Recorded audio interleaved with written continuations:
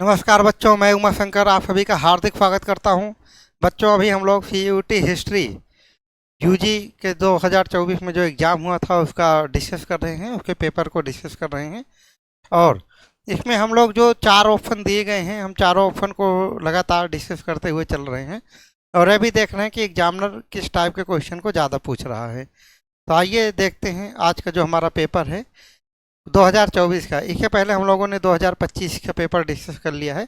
अगर वो नहीं देखे हो तो आप प्ले लिस्ट में जाकर 2024 के एग्ज़ाम को देख सकते हैं। और जो अभी तक इसमें 2024 में क्वेश्चन नंबर 1 से क्वेश्चन नंबर 26 तक जो हमने डिस्कस कर लिया है, उसको भी अगर आप लोगों ने नहीं देखा है तो पीछे प्ले लिस्ट में जाकर देख सकते हैं। और आज के जो क्वेश्चन है हमारा क्वेश्चन नंबर 27, और इसमें हम लोग देख रहे हैं एग्जामिनर क्वेश्चन नंबर 1 से 40 तक तीन टाइप के क्वेश्चन पूछ रहा है। एक तो है मैचिंग बेस पर कि एक साइड में कुछ दूसरी चीज़ें दे देता है और उसके सामने उसके रिलेटेड संबंधित कुछ घटनाओं को दे देता है और कहता है कि इनको मैच करो एक दूसरे में। और दूसरे टाइप के जो क्वेश्चन हैं वो हैं statement wise question, chronology wise question जिसको बोलते हैं। एग्जामिनर 4 से 5 स्टेटमेंट दे रहा है और उसमें ये भी पूछ रहा है कि इसमें कौन कौन से सही हैं या कौन कौन से सही नहीं हैं। सही है या सही नहीं है, आप लोगों को पूरा प्रॉपर ध्यान रखना है कि एग्जामिनर कहाँ पर सही पूछ रहा है, कहाँ पर सही नहीं पूछ रहा है। नहीं तो कई बार आप लोगों को आते हुए भी आप लोग गलती करके आ जाते हैं एग्जाम में। और क्रोनोलॉजी वाइज में एग्जामिनर 4 या 5 स्टेटमेंट दे देता है और कहता है इसमें कुछ घटनाएं पहले हुई हैं कुछ बाद में हुई हैं, इसको असेंडिंग या डिसेंडिंग रूप में लगाओ। तो कुछ क्वेश्चन एग्जामिनर फैक्ट बेस पर भी पूछ रहा है और जो क्वेश्चन नंबर 27 है ये फैक्ट बेस पर ही है, लेकिन हम लोग चारों ऑप्शन को डिस्कस करते हुए चल रहे हैं। तो आइए देख लेते हैं। 1857 में जो क्रांति हुई थी, जिसको पहला स्वतंत्रता संग्राम के रूप में भी जाना गया है, इसमें जब 1848 में लॉर्ड डलहौजी भारत के गवर्नर जनरल बन के आते हैं, भारत के गवर्नर, ठीक है, लॉर्ड डलहौजी भारत के गवर्नर बन के आते हैं, तो उन्होंने एक हड़प नीति अपनाई थी कि वो राज्यों पर कुछ ना कुछ आक्षेप लगा देते थे और कहते थे कि अब ये आप जो है यहाँ के जो राजा थे वहाँ के, कि अब आप यहाँ पर राज करने लायक नहीं हो, ये राज्य आपका जो राज्य है अंग्रेज अपने हवाले कर रही है, अपने सुपुर्द कर रही है। अब अंग्रेज के माध्यम से ही जो वहाँ का शासन है वो चलेगा। तो इन्होंने एक राज्य के ऊपर ये आक्षेप लगाया था कि देह के जान जा चुकी थी, कि 1856 में इन्होंने एक राज्य पर यह आक्षेप लगाया। हालांकि ये मुहावरा है, इसका मतलब यह है कि देह के जान जा चुकी थी तो क्या होगा, शरीर का कोई मतलब नहीं रह जाता है।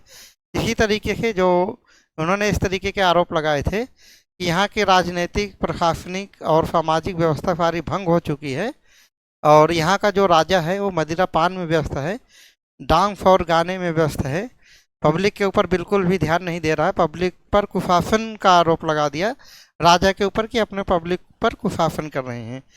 तो अवध के जो नवाब, पहले ऑप्शन नंबर ए में है कि 4 ऑप्शन ऐसे दिया हुआ है एग्जामिनर ने। ऑप्शन नंबर ए है झांसी, ऑप्शन नंबर बी है अवध, ऑप्शन नंबर सी है कानपुर और ऑप्शन नंबर डी में है दिल्ली। दिल्ली को देखा जाए तो वैसे ही ज़बरदस्ती फंसा दिया गया था इसमें, क्योंकि यहाँ जो राजा थे वो थे मुगल सम्राट बहादुर शाह जफर। इनको बहुत बड़ी कीमत चुकानी पड़ी थी इस विद्रोह में शामिल होने पर, लेकिन कोई बात नहीं, आप जितने बड़े पद पर हो इतना ही बड़ा त्याग करना पड़ेगा आपको।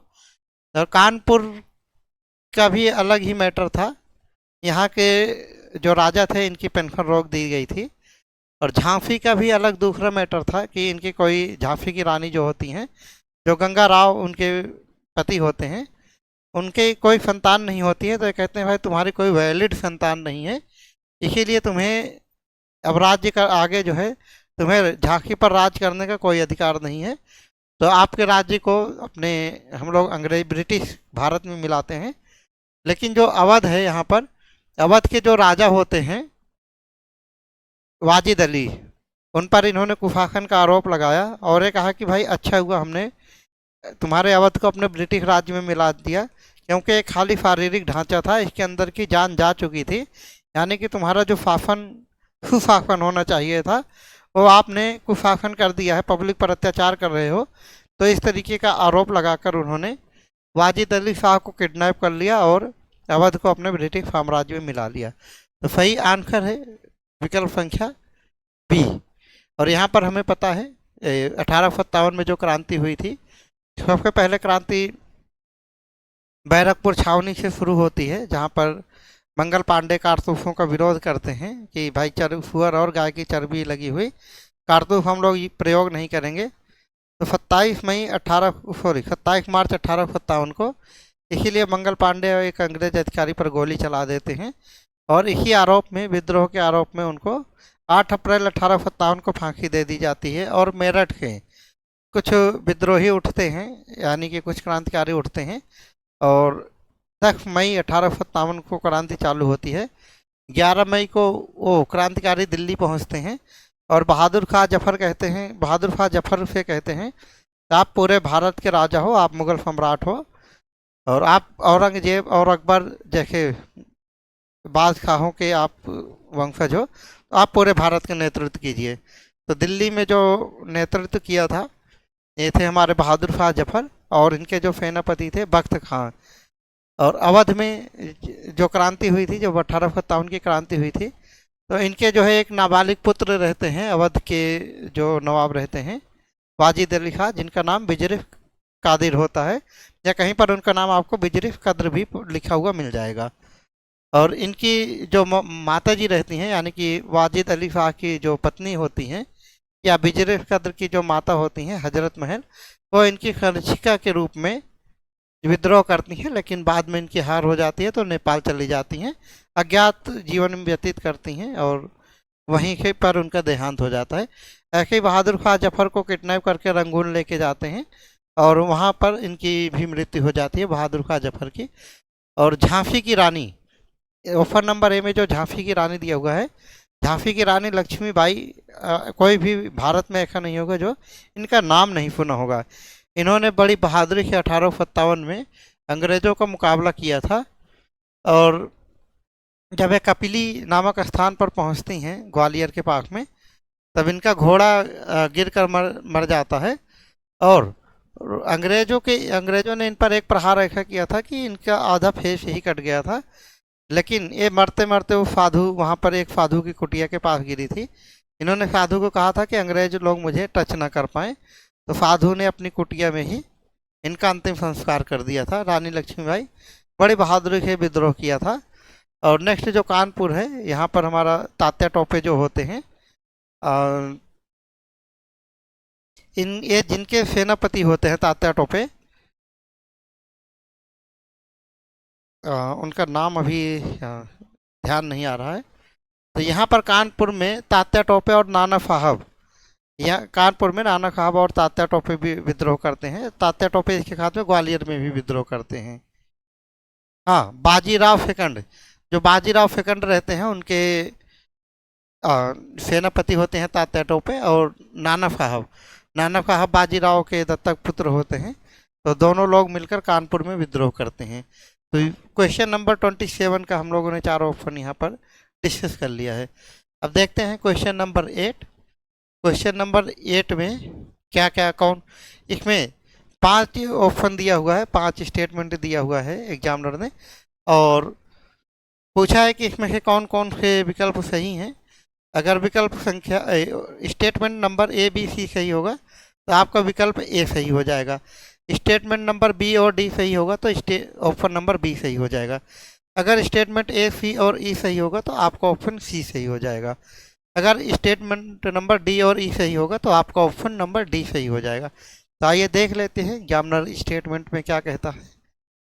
ये option number A, statement number ए है कि एल ऑफ आर्म्स एक भंडार कक्ष था जिसमें हथियार रखे जाते थे।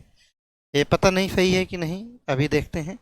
ऑप्शन नंबर बी था अवध की सेना ने अंग्रेजों का समर्थन किया था।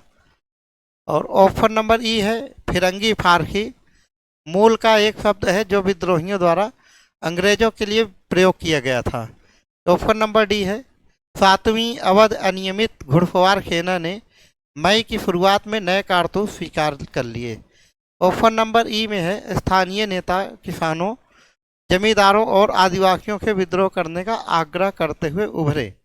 आइए देख लेते हैं इसमें क्या क्या सही है, क्या क्या सही नहीं है। इसी हिसाब से हम इन चारों विकल्प में से अपने आंसर को दे सकेंगे।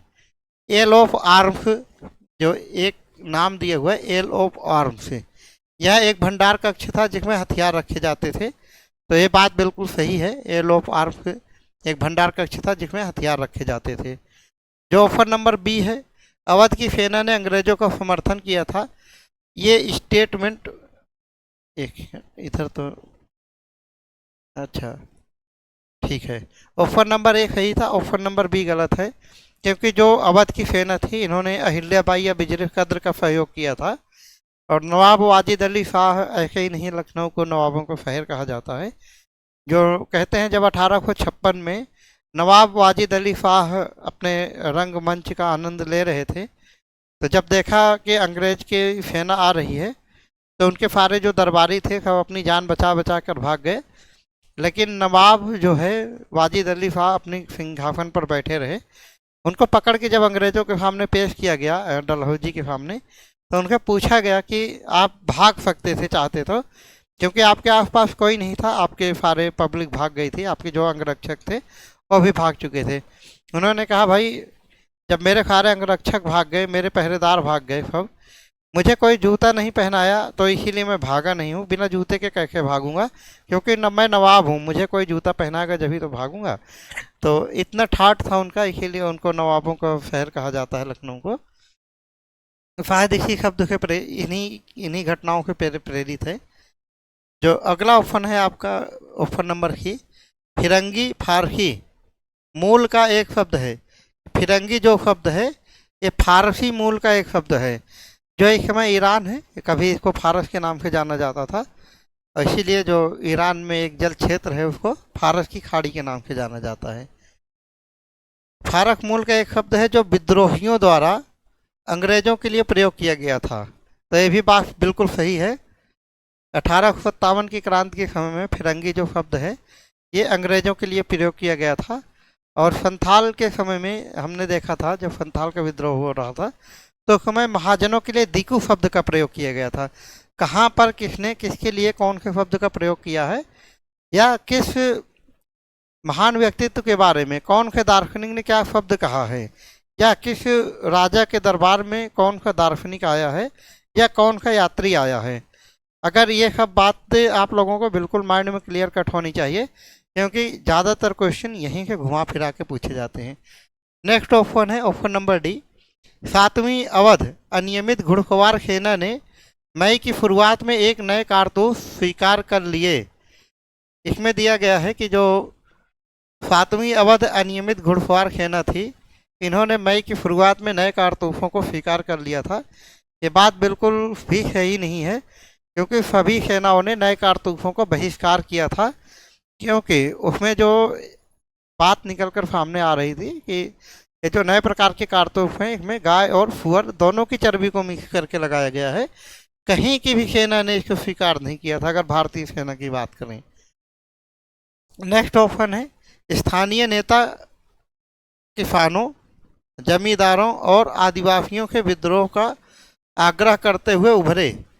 जो स्थानीय नेता थे, जैसे स्थानीय नेता आप मान लो गोनू स्थानीय नेता, वो झारखंड में विद्रोह का आह्वान किए थे। कुंवर सिंह थे, वो जगदीशपुर में विद्रोह का आह्वान किए थे। रहीम अहमदुल्ला थे, वो फैजाबाद में विद्रोह का नेतृत्व किया था। तो कुछ ऐसे जो स्थानीय नेता थे, जो लोकल लीडर थे, उन्होंने किसानों को भी कहा भाई तुम भी हमारे साथ मिल जाओ, जमींदारों को कहा भाई आप भी हमारे साथ मिलकर विद्रोह करो, आदिवासियों को कहा कि आप भी हमारे साथ मिलकर विद्रोह करो। और उस समय इनका पूरा कॉम्बो देखने को मिल गया था, पूरा कॉम्बिनेशन एक साथ देखने को मिल गया था।